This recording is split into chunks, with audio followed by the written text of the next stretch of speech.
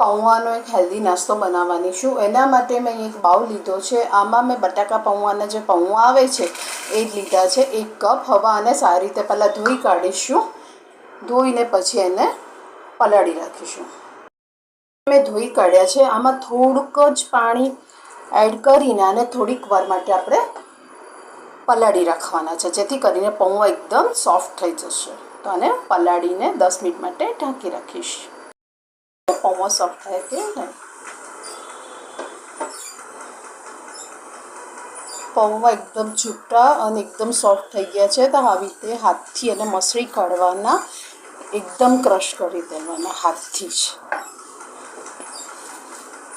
આ રીતે જો આ રીતે કરી દેવાના, એકદમ મેશ કરી દેવા. હવે પૌવાની અંદર ક્રિસ્પી બને એના માટે હું 1 કપ સોજી લઉં છું. 1 કપ પૌવા તો 1 કપ સોજી અને 1 કપ દહીં.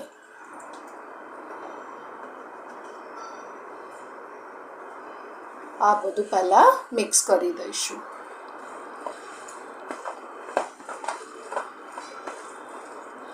આનું માપ છે, તમે પૌવા એ જેટલા 1 કપ લો એટલી જ 1 કપ સોજી લેવાની. વધારે પૌવા નહીં લેવાના, તો ક્રિસ્પી નાસ્તો બનશે. હવે આને ઢાંકીને પાછું 10 મિનિટ માટે રહેવા દઈશું. ચેક કરી જોઈએ કે સોજી કેટલી ફૂલી છે. તો હજી ઠીક છે, હજી આ ઠીક છે. તો આપણે પહેલાં બધા શાકભાજી એડ કરી દઈશું, પછી પાણી એડ કરીશું. તો અડધો કપ મેં કોબી લીધી છે, અડધો કપ ગાજર લીધું છે. તમારે છીણીને લેવું હોય તો પણ તમે લઈ શકો છો. અહીંયા મેં 1 ટામેટું લીધું છે, ઝીણું સમારેલું બીયા કાઢીને.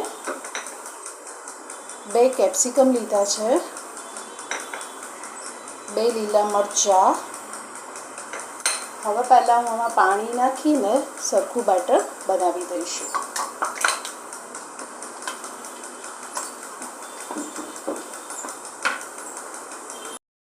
બેટરને મેં મિક્સ કરી દીધું છે. આ રીતનું હોવું જોઈએ, બહુ પતલું નહીં કરવાનું, નહીંતર નાસ્તો નહીં થાય. ઢીલો ઢીલો હોય, પાણી વધારે હોય તો નાસ્તો ના ઉતરે. જો તમારે વધારે પાણી પડી ગયું હોય ને તો સોજી થોડીક વધારે એડ કરી દેવાની, અને કઠણ હોય તો પાણી એડ કરી દેવાનું.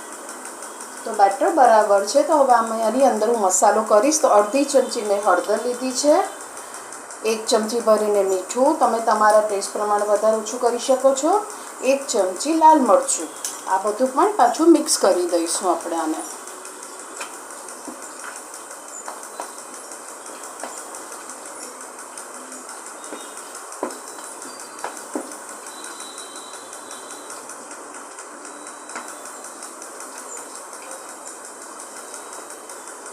હવે આપણે આની અંદર વઘાર પણ કરવાનો છે, તો વઘાર પણ કરી દઈશું.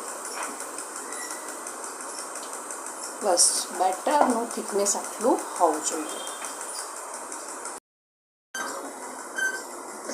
આ વઘાર કરેલો છે, તો તેલ ગરમ છે.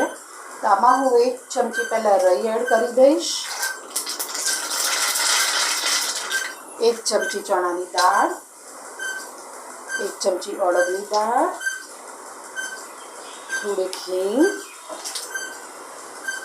થોડુંક અંદર એડ કરી દઈશું અને મિક્સ કરી દઈશું.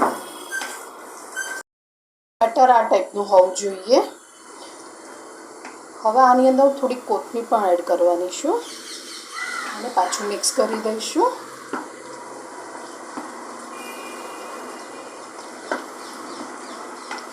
આમાં હું 1 ચમચી જે ઈનોનું પેકેટ આવે છે ને એ એડ કરું છું, અને એની પર થોડુંક પાણી. આ રીતે બધું મેં એને મિક્સ કરી દીધું છે. હવે આપણે એનો નાસ્તો બનાવી દઈએ. ગ્રીલ પેનમાં બનાવવાની છું. મેં ગેસ ચાલુ કરી દીધો છે, તેલ લગાવી દીધું છે. હવે આ જે બેટર છે આમાં લગાવી દેવાનું, મૂકી દેવાનું.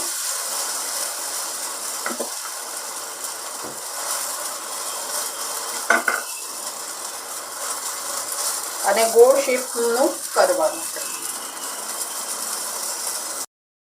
નાસ્તો બનીને હવે રેડી છે. જો કેવો સરસ થયો છે. એવી રીતે મેં બીજી બાજુ પણ પલટીને જોયું, 2 બાજુ થયો છે ને ક્રિસ્પી. હજી વધારે ક્રિસ્પી કરવો હોય તો પણ ચાલે, પણ તો થઈ ગયો છે. જો તો હું પ્લેટમાં કાઢી લઈશ. હેલ્ધી નાસ્તો મેં પ્લેટમાં સર્વ કર્યો છે અને આ ત્રીજો હું ગરમ ગરમ સર્વ કરી દઉં છું. જો કેવો સરસ બન્યો છે. પૌવાનો હેલ્ધી નાસ્તો સાથે મેં અહીંયા ટોપરાની છીણની ચટણી બનાવી છે. તો તમને મારી આ રેસીપી કેવી લાગી? જો સારી લાગી હોય તો લાઈક કરજો, કોમેન્ટ કરજો અને સબસ્ક્રાઈબ કરજો. Thank you for watching. હું નાસ્તા માટે ગ્રીન ચટણી બનાવીશ. તમે કોઈ બી નાસ્તા માટે વાપરી શકો છો. કોઈ બી તમે નાસ્તો બનાવો ગરમ, એમાં આ ચટણી તમે યુઝ કરી શકો છો નાળિયેરના છીણથી. તો અહીંયા મેં મિક્સર જાર લીધું છે, એમાં અડધો કપ ટોપરાની છીણ લીધી છે, અડધો કપ દહીં, 1/4 ટેબલસ્પૂન ચણાના દાળિયા જે આવે છે ને દાળિયા, એ 3 થી 4 લીલા મરચાં, એમાં કોથમીર લીધી છે, મુઠ્ઠી ભરીને લીધી છે, ડાળખા સહિત 1 ચમચી